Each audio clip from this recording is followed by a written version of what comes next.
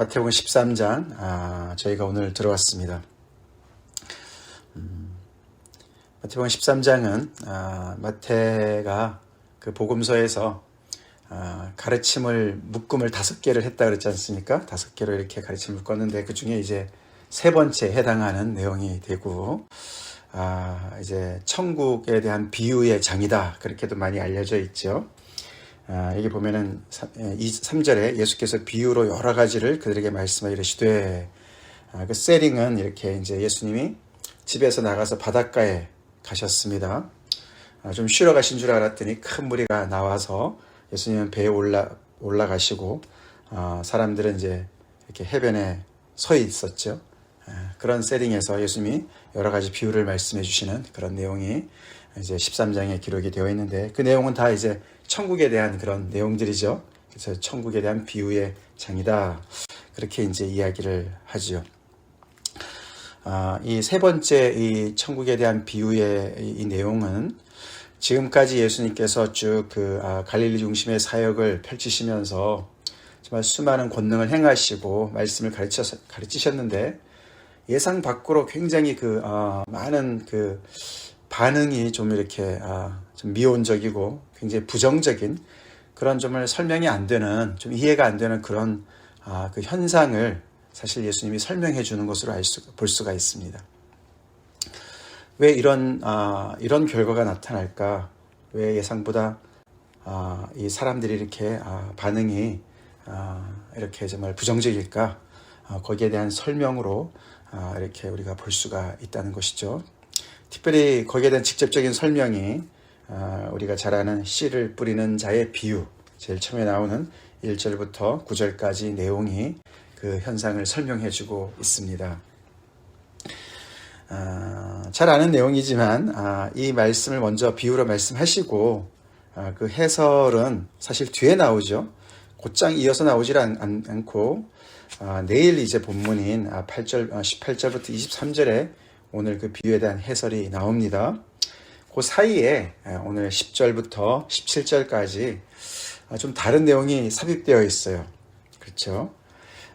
그 내용이 왜 들어가 있습니까? 제자들이 질문 때문에 들어가 있습니다. 그렇죠?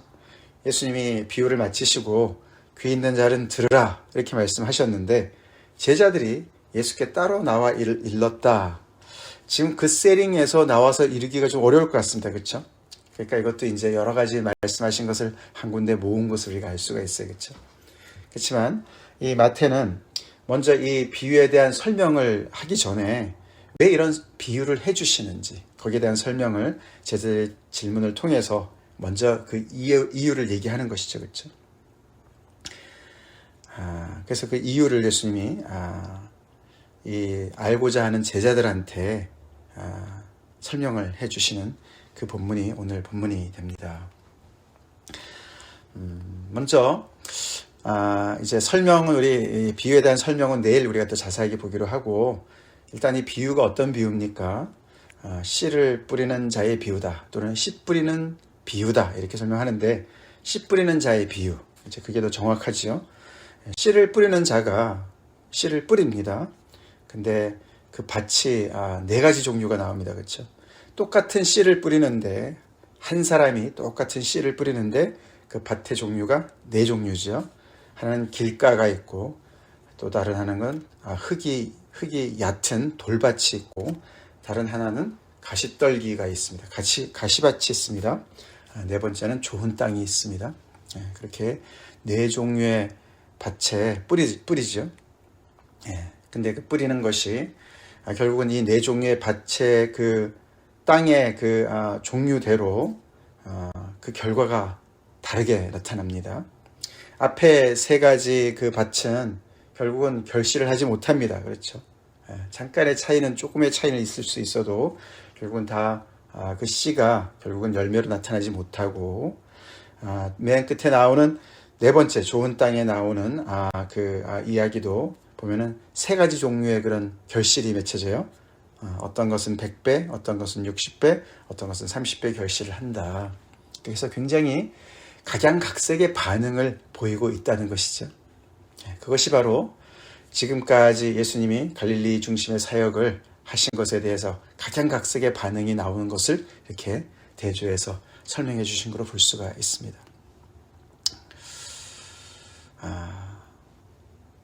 그래서 결국 이렇게 각양각색의 반응이 나오는 이유는 씨의 문제가 아니고, 그렇죠? 씨 뿌리는 자의 문제가 아니고 뭐의 문제가 있습니까? 어디에 달려 있습니까? 그 밭의 상태, 토양의 상태에 달려 있다라고 결국은 이제 이 비유에서 암시하고 있습니다. 그렇죠? 그러면서 귀 있는 자는 들으라 라고 말씀을 하셨습니다. 귀 있는 자는 들으라. 귀가 있으니까 다 들리죠. 그렇죠? 이것이 지금 이 말을 못 듣는 게 아닙니다. 그러나 예수님 말씀하시는 것은 잘 귀담아 들으라. 그렇죠? 이 귀로부터 들어가서 너희의 거기에서 머물지 않고 마음으로까지 내려가서 잘 새겨 듣고 곰곰이 곱씹어 보고 고면해 보고 그러라는 것이죠. 그렇죠? 왜 이렇게 같은 한 사람이 같은 씨를 뿌리는데 왜 이렇게 다른 반응을 보이느냐? 왜 다른 결과가 나타나느냐? 그 결과가 결국은 받는 사람의 그 상태에 달려 있다. 그런 내용 아닙니까? 그렇죠? 그렇기 때문에 잘 들으라. 그래서 잘 들어서 가장 최고의 결실을 맺는 그런 사람이 되라. 라고 말씀하신 줄 믿습니다. 그렇게 말씀하시는 거예요. 근데 결국은 가만히 보면은 그 이야기를 듣고 그 사람들이 어떻게 반응했는지는 나타나지 않지만 제자들이 먼저 나옵니다. 그렇죠? 제자들이 예수께 나와 이르되 어찌하여 그들에게 비유로 말씀하시나이까. 제자들이 좀 의아하다는 것이죠. 예수님 지금까지 좀 가르치시는 게 좀 다르네. 왜 비유로 말씀하시지? 라고 질문을 합니다. 거기에 대해서 예수님의 대답이 어떻습니까? 좀 의아합니다. 그죠? 의아스럽습니다. 천국의 비밀을 아는 것이 너에게는 허락되었으나 그들에게는 아니 되었다라고 차별적인 그런 이유로 그렇게 말씀하셨다고 말씀하세요. 예수님이 지금까지 예수님이랑 좀 다른 모습을 보여주고 있어요. 그렇죠? 차별하고 이런 거는 정말 하나님의 나라에서는 어울리지 않는 것 같은데 왜 이런 말씀을 하시나? 천국의 비밀을 아는 것이 너희에게는, 제자들 너희에게는 허락되었는데 그들 그냥 듣기는 듣지만 정말 제대로 듣지 않고 그냥 건성으로 듣고 그냥 구경꾼으로 서 있고 그러다가 많은 그런 사람들에게는 아니 되었다. 천국의 비밀이 허락되지 않았다. 그래서 결국은 있는 자는 받아 더 넉넉하게 되고 없는 자는 그 있는 것도 빼앗기게 되는 결과를 낳게 될 것이다. 이 비유로 말미암아 그렇게 말씀하세요. 우리가 세상에도 부익부 빈익빈이 있어요. 그렇죠? 부자는 계속 더 부자가 되고 가난한 사람은 더 가난하게 되고 요즘에 팬데믹으로 인해서 세계에 정말 이런 경제가 어려워지면서 더 심화되는 그런 걸 보면서 우리가 참 한탄하지 않습니까? 근데 그런 것이 이 영적인 세계에도 일어난다라고 얘기를 하시는 겁니다. 좀 이해가 안 됩니다. 그렇죠? 오해할 수가 있어요. 그래 우리가 잘 새겨들어야 됩니다. 자, 그러면서 13절에 직접적으로 비유로 말씀하시는 이유를 설명하시죠. 그러므로 내가 그들에게 비유로 말하는 것은 그들이 보아도 보지 못하며 들어도 듣지 못하며 깨닫지 못함이기 때문이다 라고 말씀하세요. 그러니까 가만히 보면 비유로 말하는 이유는 그들이 이런 상태이기 때문에, 이런 태도이기 때문에 내가 비유로 말하는 거야 라고 말씀하시는 거예요. 그렇죠? 비유로 말씀을 하셔서 이렇게 됐다는 게 아니라, 이런 결과가 나타났다는 게 아니라 이들이 이런 상태로 지금 와 있기 때문에, 이런 상태로, 이런 마음 자세로 내 말을 듣고 있기 때문에, 내 이 가르침을 대하고 있기 때문에 내가 비유로 말하는 거야, 이런 뜻이죠. 그렇죠? 근데 그들이 어떤 상태입니까? 보아도 보지 못하고 들어도 듣지 못하고 깨닫지 못하는 상태인 거예요. 이건 어떻게 보면은 어떤 능력의 한계 같이 보입니다. 그렇죠? 보려고 애를 쓰는데도 안 보인다. 들으려고 애를 쓰는데도 안 들린다. 깨달으려고 애를 써도 못 깨닫겠다. 이렇게 들리지만 그 얘기가 아닙니다. 이거는 능력의 한계를 얘기하는 게 아니라 의지적인 자세를 나타내 주는 거예요. 마음의 자세를 나타내 주는 거예요. 보는 것 같은데 안 보는 거예요. 이게 못 본다는 자세보다, 번역보다도, 못한다는 것보다도 안 하며라고 번역하는 게 맞다고 그래요. 더 가깝다 그랬습니다. 의지적인 거니까, 그쵸? 예, 그냥 건성으로 보려고 해도 진짜 제대로 보려고 하는 게 아니라, 예, 보지 않으려고 그러고, 제대로 열심히 들으려고 하는 게 아니라 그냥 건성으로 듣는 거예요. 그래서 안 들으려고 그러고, 예, 깨달으려고 애를 쓰는 것도 아니고, 예, 깨닫지 않으려고 그러고, 마음을 닫아버리는 그런 상태로 있는 사람들이기 때문에 내가 비유로 말을 한 거야 라고 말씀하시는 겁니다. 그러다 보니까 그런 초기 상태로 나온 상태이기 때문에 비유로 얘기를 하니까, 예, 이렇게 제자들처럼 못 알아들으면 또 물어보고, 그쵸? 나머지 공부를 하려고 하고, 이런 사람들은 더 깨닫게 돼서 더 알게 되고, 그냥 건성으로 듣는 사람들은, 예, 그냥 건성으로 들으니까 더 모르게 되는, 예, 있는 것까지도 점점 더 빼앗기는, 즉, 내 생각이 맞구나 이러면서, 그쵸? 점점 더 마음을 더 닫게 되고, 관심을 더 이제 쏟지 않게 되는, 더 악화되는, 마치 깨끗하게 소재가 된 빈집에, 예, 더 악한 7 귀신이 들어온 것처럼, 예, 지금의 상태가 전에보다 더 악화되는 그런 모습과 닮은 그런 상태가 되게 했다라고 말씀하시는 겁니다. 그런 걸 보면 여기 지금 많은 큰 무리들이 나와서 예수님이 도대체 무슨 말을 하나라고 예수님을 시험대에 올려놓고 예수님을 판단하는 것 같지만, 지금까지 우리가 계속 봤어요. 그런 거, 그렇죠? 그렇지만 아니죠. 예, 누가 시험대에 올라와 있습니까? 예, 많은 무리들이, 듣는 사람들이 시험대에 올라와 있어요. 예수님이 다 알고 계세요. 그들이 어떤 상태로, 어떤 마음짓으로 예수님을 대하고 있고, 예수님의 가르침을 대하고 있는지를 예수님이 환하게 보고 계시는 것이죠. 그렇죠? 그래서 예수님은 이 천국의 비밀을 그냥 까발리지 않으시는 거예요. 너무나 소중한 거기 때문에. 그래서 여기 14절에 이사야의 예언이 그들에게 이루어지도록 하시는 거죠. 그래서 비유로 말씀하시는 겁니다. 이사야 우리가 6장에 전에 공부할 때 기억나시겠지만, 일렀을 너희가 듣기는 들어도 깨닫지 못할 것이요 보기는 보아도 알지 못하리라. 똑같은 얘기가 나오는데, 이 백성들의 마음이 완악해져서, 그래도 그렇죠? 백성들의 마음이 완악해진 거예요. 그 귀는 듣기에 둔하고 눈은 감았다. 이는 눈으로 보고 귀로 듣고 마음으로 깨달아 돌이켜 내게 고침을 받을까 두려움이라 하였느니라. 하나님께서 이사야를 부르시면서, 그쵸? 그의 입술을, 부정한 입술을 정하게 하시고, 제단의 숯불로 정하게 하시고, 내가 누구를 보냈고, 누가 갈까? 그랬더니 이사야가 저요. 그래서 저를 보내주세요. 그때 하나님이 말씀하시는 거 아닙니까? 너가 나가서 내 말을 전하긴 하겠지만 반응이 이럴 거야. 사람들이 반응이 이럴 거야. 그들이 이미 눈을 닫고 귀를 막고 마음을 단단하게 했기 때문에, 완악하게 했기 때문에 너가 나가서 말씀을 전한다고 그들이 돌이키지 않을 거야. 오히려 그들이 더 귀를 단단히, 귀를 막고 눈을 감고 마음을 단단히 잠그는, 오히려 그렇게 악화가 될 거야 라고 말씀을 하십니다. 그래서 거기에서는 하나님께서 그렇게 하실 것이다 라고 말씀을 하십니다. 그러면서 내게 고침을 받을까 두려워함이라. 그들이 깨달아서 돌이켜서 내게 고침을 받을까 두려워함이라 라고 말씀하세요. 그 부분이 좀 이해가 안 됐어요. 그렇죠? 그때도 제가 설명을 드렸지만, 그 말은 이렇게 마음 상태가 비뚤어지는 사람들이 그냥 머리로만 하나님의 말씀을 깨달아서 고침을 받는, 그렇게 쉽게 고침을 받는 것이 아니라는 뜻이죠. 그렇죠? 네, 그런 뜻입니다. 쉽게 치유받는 일은 없어요. 그냥 이렇게 마음은 완전히 다른 데가 있는데, 그냥 어떻게 어부지리로 그냥 하나님으로부터 좋은 거나 이렇게 정말 이렇게 취사 선택해서 얻을 수 있는 하나님의 은혜를 선택적으로 얻을 수 있는 그런 일은 없다는 것이죠. 마음이 문제예요. 그렇죠?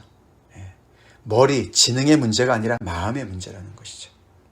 그래서 하나님은 이들이 이 완악한 마음이 정말로 하나님 앞에 자복하기를 원하시는 줄 믿습니다. 하나님 앞에 항복하기를, 전인적인 항복을 하나님께서는 원하시는 것이죠. 똑같은 이런 일들이 지금 예수님이 이 당시에 일어난 것입니다. 그래서 예수님이 그 현상을 보면서 이사야의 이 예언이 그대로 이루어지고 있구나라고 모든 것을 연결해서 알고 계시는 상태입니다. 참 마음밭이 제일 중요한 것 같습니다. 마음밭이 참 중요합니다. 우리가 어떤 상태로 하나님의 말씀을 대하고 있나, 또 하나님을 대하고 있나, 그것이 중요하다는 것이죠. 제자들은 이렇게 예수께 나와 묻습니다. 그렇죠? 예수께 나와 물어요. 하나라도 더 알고 싶고, 하나라도 더 듣고 싶고, 더 깨달아서 하나님의 천국의 비밀을 더 정말 소유하고 싶은 그런 마음 상태에 있는 제자들을 보게 됩니다. 거기에 대조가 되는 이 많은 무리들을 또 보게 됩니다. 그래서 예수님의 이 사역이 검의 사역인 것이죠. 계속, 그렇죠? 그래서 수많은 사람들을 계속해서 이렇게 구경하고 있고, 예수님과 거리를 두고 있고, 더 나아가서는 의심하고 무관심하고 적대시하는 이런 상황 속에서 이 소수의 제자들이 계속해서 하나님의 비밀을, 이 하나님 나라의 비밀을 더욱더 많이 깨달으면서 거기에 익사이트되고 말이죠. 거기에 정말 더욱더 정말 더 가까이 가는 것을 누리는 그런 사람들이 있다는 것이죠. 그래서 예수님은 그런 정말 지금 이 벌어지는 현상에 대해서 무슨 정말 기가 죽으시거나 낙심하시거나 그러지 않으세요. 그렇죠? 오히려 하나님의 말씀대로 지금 이루어지고 있다라고 하시면서 당신의 일을 계속 진행하고 계십니다. 그러면서 앞으로는 더 많은 비유로 이 무리들이 점점 더 이렇게 지금까지 주어진 그런 기회를 상실한 그 사람들이, 마음을 이미 결정한 그 사람들이 그냥 듣고 지나치는 그런 비유로만 말씀을 하시는 것을 알게 됩니다. 그러면서 그들과 대조적으로 16, 17절에 제자들이 얼마나 복된 자들인지를 강조하시죠. 그러나 너희 눈은 봄으로, 너희 귀는 들음으로 복이 있도다. 마음밭이 좋아서 듣고 볼 수 있는 줄로 믿습니다. 그렇죠. 참 사람은 신기해요. 그렇죠? 우리도 그렇죠. 듣고 싶은 말만 들을 때가 얼마나 많이 있습니까? 그렇죠? 사람들의 말을, 상대방의 말을 우리가 잘 경청하는 게 참 쉽지 않습니다. 내 마음이 비어 있지 않으면, 그렇죠? 내 마음이 중립에 있고 그 사람에게 정말 온통 관심을 쏟지 않으면 우리는 내가 듣고 싶은 말만 들어요. 그래서 그것을 가지고 나름대로 소설을 써요. 그렇죠? 너가 이렇게 말했잖아. 다른 말도 했는데 자기가 듣고 싶은 말만 해가지고 자기 나름대로 편집을 해서 소설을 쓸 때가 얼마나 많이 있습니까? 근데 우리 마음이 비어 있어야, 겸손해야 경청할 수 있습니다. 상대방의 말도 그렇고 하나님의 말씀이 그렇습니다. 그래서 너희 눈은, 이 제자들은 정말 마음이 가난한 자들이죠. 그렇죠? 애통하는 자들입니다. 겸손한 자들이, 어린아이 같은 자들입니다. 우리가 그런 자들이 됩시다. 그래서 너희는 정말 눈은 봄으로, 너희 귀는 들음으로 복이 있다. 내가 진실로 너희에게 이르노니 많은 선지자와 의인이 너희가 보는 것을 보고자 해도 보지 못하였고 너희가 듣는 것들을 듣고자 해도 듣지 못하였느니라. 이게 구약의 인물들, 예수님이 오시기 전에, 메시아 시대가 열리기 전에 선지자들과 의인들이 정말 너희들이 보고 있는 것을 보고자 해도 못 봤다. 너희가 듣고자 하는 것을 듣지 못했다. 근데 여기는 선지자들과 의인들이에요. 그렇죠? 위에 이사야 선지자가 얘기했던 그 백성들과는 다릅니다. 이 많은 선지자들과 의인들은 시대가 아직 안 돼서, 그렇죠? 아직도 기다리고 있는 그 약속을 받은 시대고, 이 제자들은 지금 성취의 시대, 예수님의 시대, 메시아의 시대가 열린 시대 때문에 그런 것이죠. 그렇죠? 이 사람들은 겸손했어도 아직 하나님의 때가 오지 않아서 너무나 그냥 사모하면서 약속을 바라만 보면서 기다렸었던 것인데, 너희들은 얼마나 복이 많은지, 이렇게 메시아의 시대에 지금 살고 있고, 더 나아가서 너네가 정말 마음이 가난해서 정말 경청하는 그런 마음, 겸손한 마음으로 서 있기 때문에, 마음밭이 좋아서 좋은 땅과 같은 자들이기 때문에 너네가 지금 이렇게 보고 있고 듣는 거야, 들을 수 있는 거야. 그게 얼마나 복된 줄 너희들 아니? 하나님의 말씀이 들리고 복음이 들리고 그 복음의 말씀이 나를 정말 흥분케 하고 나의 가슴을 뛰게 하는 것은 엄청나게 복된 것입니다. 내가 똑똑해서 머리가 좋아서 깨닫는 거 아니에요. 아닙니다. 아닙니다. 하나님의 은혜입니다. 전적인 하나님의 은혜예요. 와, 내가 어떻게 하다 이렇게 복음이 들렸지? 어떤 때는 그렇지 않습니까? 하나님의 말씀이, 설교 말씀이 처음부터 끝까지 다 나한테 두고 하시는 말씀 같아요. 그런 때가 있으세요? 그런 때가 있으시죠? 하나님이 나를 다 아시는 것 같습니다. 나의 사정을 다 꿰뚫고 계십니다. 제가 몇 년인가요? 벌써 30년 전이네요. 93년도니까. 30년 전에 버클리 처음 갔을 때 첫 설교에서 제가 그런 걸 느꼈어요. 아니 저 설교자가, 저 목사님이 나를 하나도 모르시는데, 처음 보셨는데 완전히 내 말씀을 하시네. 저는 그런 설교 처음 들어봤어요.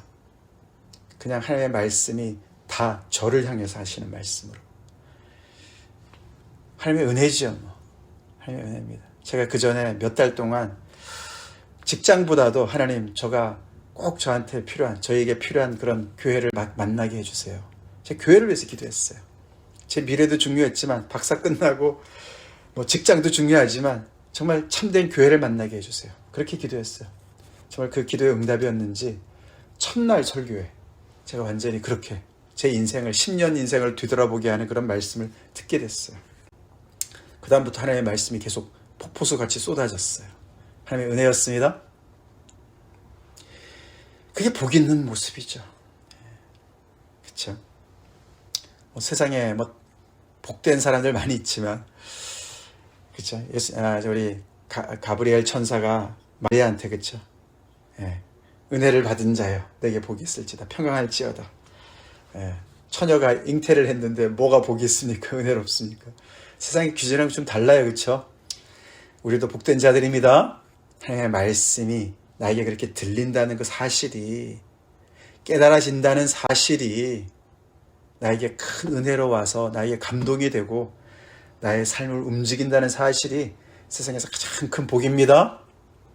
복입니다. 복입니다.